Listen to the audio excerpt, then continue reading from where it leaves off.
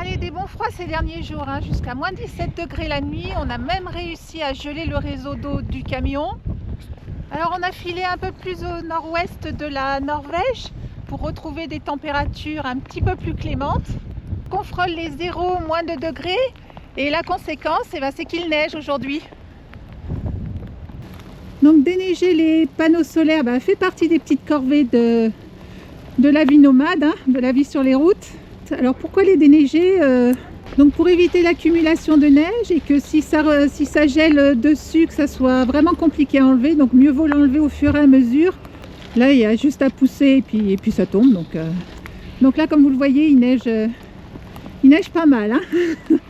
Donc il faut bien déneiger pour que l'on puisse capter un petit peu de luminosité quand même si c'est pas grand chose, ça sera déjà ça.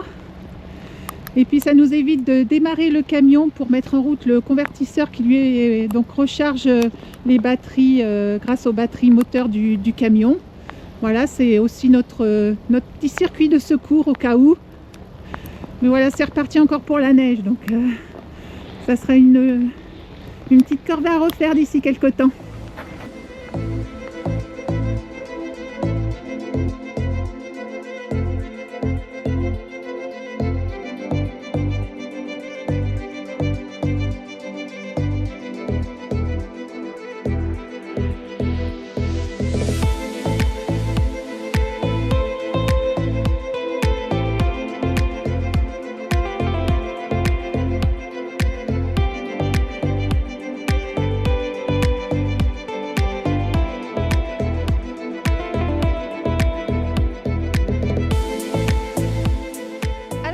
Pas plus au nord, hein, la route est coupée à cause des tempêtes de neige.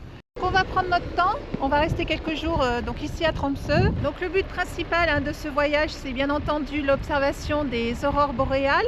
Pour ceux qui l'ignorent, c'est la période idéale pour observer ce phénomène, hein. Les nuits sont encore froides et suffisamment longues pour que le phénomène soit visible. Donc on les espère magnifiques, hein. Alors plus que 2-3 jours à attendre que la perturbation s'éloigne et que les conditions météorologiques s'améliorent et qu'on ait un ciel vraiment clair pour pouvoir les observer. Ce sera une première pour nous, hein, et vraiment il nous tarde.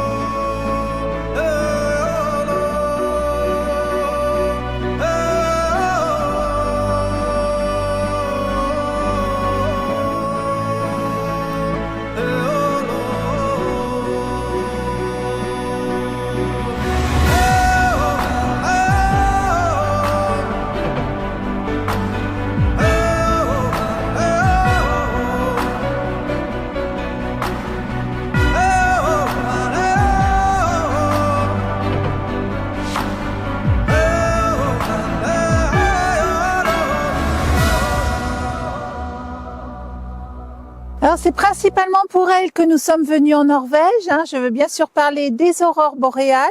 Ça y est, la chasse est plutôt bonne. Alors c'est un petit peu timide, mais il n'est que 23 heures. On a encore le temps d'en voir venir.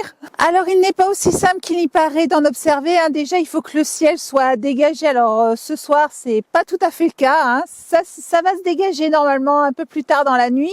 Et il est bien entendu essentiel de privilégier les régions qui se situent au nord du 60e parallèle nord. Alors aujourd'hui, elles sont vertes, mais elles peuvent également offrir un spectacle de formes et de couleurs stupéfiantes, allant à de simples voiles blancs, à des danses de rayons et de rideaux de couleurs variées, telles que le vert, le rouge, le bleu, voire même le rose. Alors croyez-moi, le spectacle est fascinant, donc je vous laisse en juger par vous-même.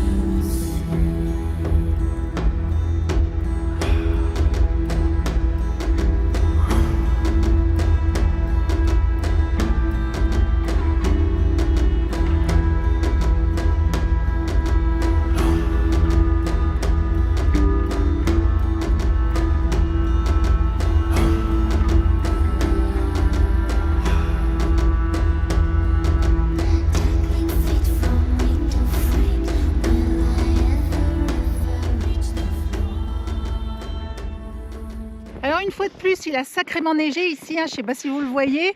Alors c'est pas un problème, les chasse-neige passent régulièrement, toutes les heures. Même en pleine nuit sur les parkings, on a été réveillé vers 4 heures du mat parce qu'il déneigeait autour du camion. Alors rouler sous la neige en poids lourd, ce n'est vraiment pas un problème. Comme je vous le dis, les routes sont entretenues. Alors bien évidemment, il faut adapter sa conduite. On anticipe bien entendu, pas de coup de volant, pas de coup de frein, on laisse les distances de sécurité. Et du coup, ce n'est pas du tout un problème de rouler en poids lourd sur la neige sans les équipements.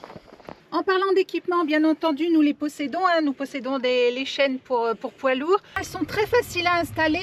Il y va 3 modules comme ceci par roue, qui sont fixés par système de cliquet. Donc, nous les mettrons en place en cas de besoin, bien entendu, pour gravir des côtes très pentues. Mais jusqu'ici, on a réussi à faire sans.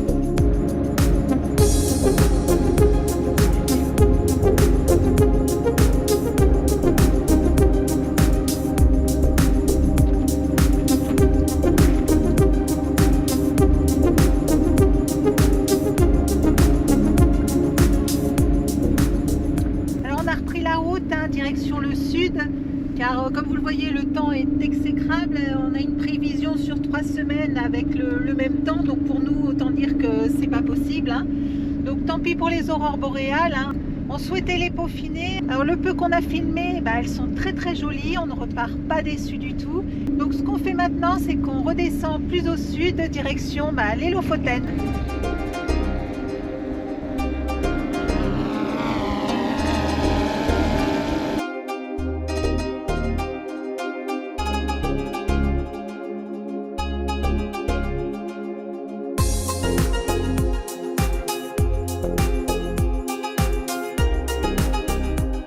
Alors vous êtes nombreux à nous poser cette question, hein. Comment on arrive à avoir une température confortable à l'intérieur de notre poids lourd aménagé par ce temps, moins 17 degrés aujourd'hui? Alors c'est très simple, hein. Il faut du bois, beaucoup de bois. Du coup ce n'est pas moins 18 degrés que l'on a à l'intérieur, mais un bon 25 degrés.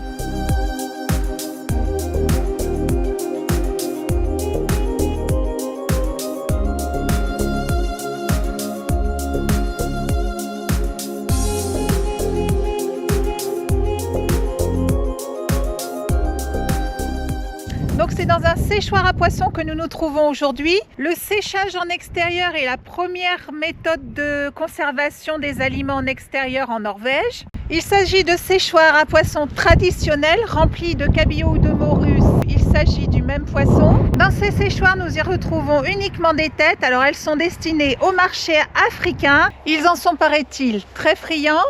Et ici, nous retrouvons les restes des cabillots en train de sécher, des plus frais aux plus secs.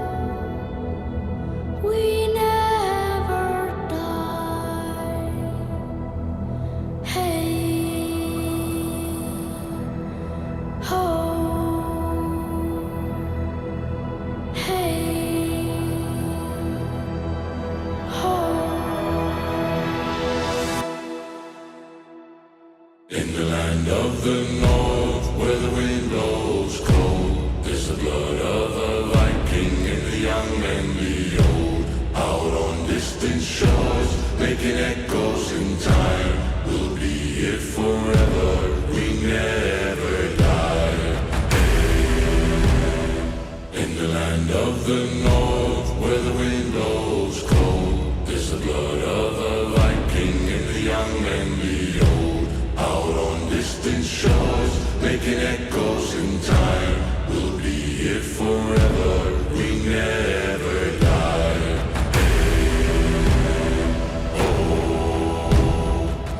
Alors aujourd'hui c'est tempête, hein. On s'est sorti des températures négatives et de la neige pour se jeter carrément au cœur d'une tempête. Donc on a des rafales à 150 km/h. Dans la bataille on a perdu un panneau solaire, hein. Il s'est envolé du toit sans demander son reste. Par précaution, on a sanglé les panneaux à chaque extrémité. Ce sont ceux qui ont le plus de chances de rejoindre leurs copains. Pour l'instant, l'ensemble de la production solaire est en panne, forcément, puisque les câbles ont été arrachés. Il nous reste 5 panneaux sur 6. Qu'on espère qu'il n'y aura pas d'autres panneaux qui s'envoleront cette nuit, hein. Il est prévu entre 140 et 130 km/h. Donc on a bon espoir demain, quand la tempête sera calmée, de réparer l'installation. Pour l'instant, de ce qu'on a vu, ce sont que les câbles qui ont été arrachés, donc pas d'autres problèmes pour l'instant. Donc ce qu'il nous reste maintenant, c'est à mettre en fonction la station de secours Élite 200 pour nous assurer le minimum essentiel cette nuit. Donc ce que je vous propose maintenant, c'est qu'on se retrouve au chaud et au sec à l'intérieur pour la raccorder. Bon, du coup, on se retrouve à l'intérieur, hein. Comme je vous le disais, on va mettre la station opérationnelle pour recharger les batteries du camion. Donc elle a trouvé sa place ici. Alors elle n'est pas chargée entièrement, mais ça fera le boulot pour ce soir. Plus de 2000 watts de stockage, je vous le rappelle. 1000 watts du coup, puisqu'elle est chargée à 51% pour faire fonctionner nos appareils essentiels pour cette nuit. Donc ça va très bien le faire. Pour le raccordement, c'est très simple. Cette prise est raccordée à notre onduleur. Donc je la connecte tout simplement à la prise de la centrale. Et je mets mes prises sous tension. Nous avons le petit icône ici. Ça y est, on y est, hein, ça a démarré à 700 watts, ça va monter progressivement jusqu'à 1500 watts environ, ce qui signifie qu'en un peu plus d'une heure, l'énergie stockée dans cette station sera injectée dans nos batteries cellules. Bon, ça y est, les batteries sont chargées, hein. Là on s'est posé pour un petit apéro, alors sous 130-140 km/h, hein, je ne sais pas si vous entendez, et on en a encore pour 3 heures comme ça, à 130-140, après c'est 100 km/h toute la nuit. On fera le bilan demain matin de ce qui se passe là-haut.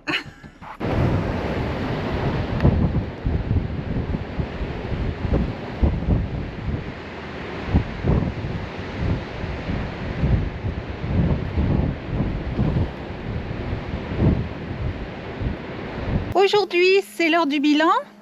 Alors pour monter sur le toit, donc il n'y a pas d'autre moyen que d'utiliser une échelle, hein. Alors elle nous est très utile, hein. On s'en sert assez souvent, notamment pour incliner les panneaux lorsque les conditions météorologiques le permettent. Alors la bonne nouvelle, comme vous le voyez à l'écran, c'est qu'il n'y a qu'un seul panneau solaire qui a décidé de quitter l'aventure, hein. Il nous reste les 5 autres. Donc on vient de relever les panneaux pour vérifier les fixations de ceux-ci. Tout est en ordre, hein, pas de souci pour ça. On vient de vérifier donc les autres fixations, hein, tout va bien, il n'y en a aucune autre qui a bougé. Donc le problème de celui-là, c'était qu'il était au bout et que le vent venait donc de derrière avec de grosses rafales, je vous le rappelle, à 150 km/h, voire on pense même plus pour celle qui a arraché le panneau. Donc voilà, à force de secouer le panneau, ça a fait du jeu dans les vis et ça a tout arraché. Voilà.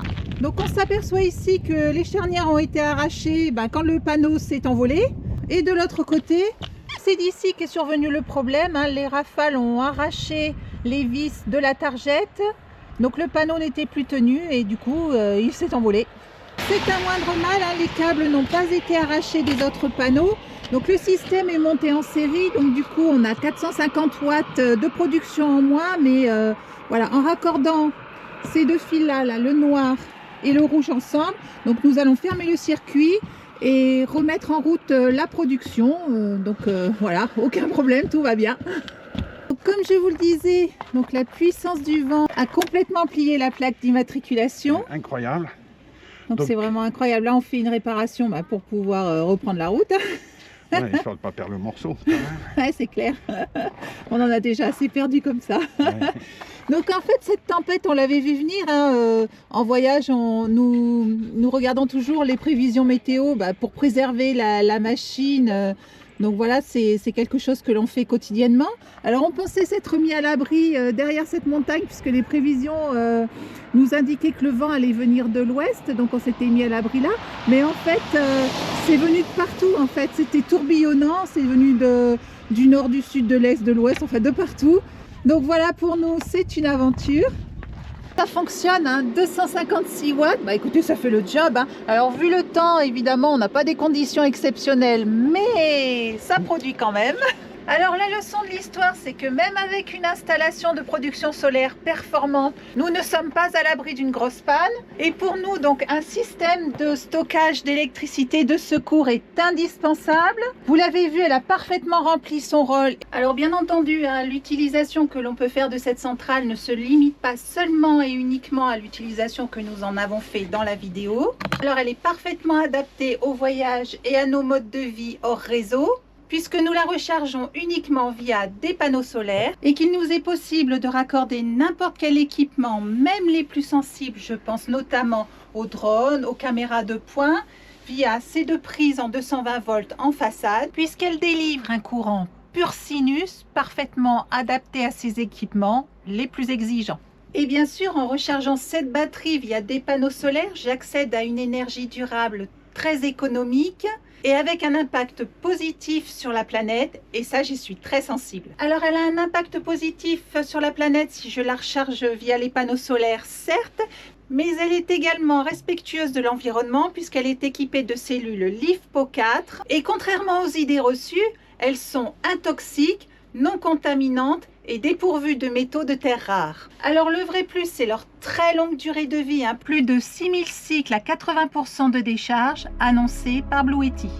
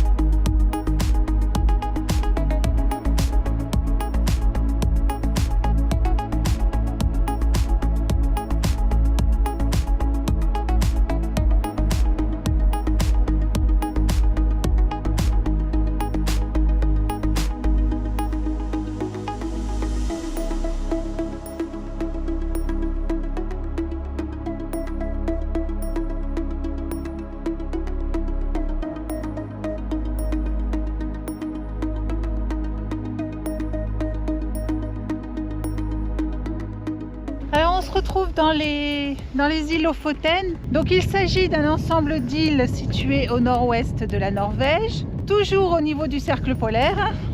Elles ont la particularité de se situer dans l'océan Arctique et donc de ce fait de bénéficier du Gulf Stream, c'est ce fameux courant chaud, ce qui permet sur Terre d'avoir une température au-dessus de 0 degré. Aujourd'hui on est à 6-7 degrés, on en profite, on souffle un peu, alors qu'à moins de 200 km d'ici, les températures avoisinent toujours les moins 10 degrés. Alors pour les amoureux de la nature, les îles Lofoten sont une destination privilégiée. Entre cascades d'eau claire, fjords cristallins et montagnes majestueuses, c'est vraiment une destination privilégiée pour les amoureux de la nature, je vous assure.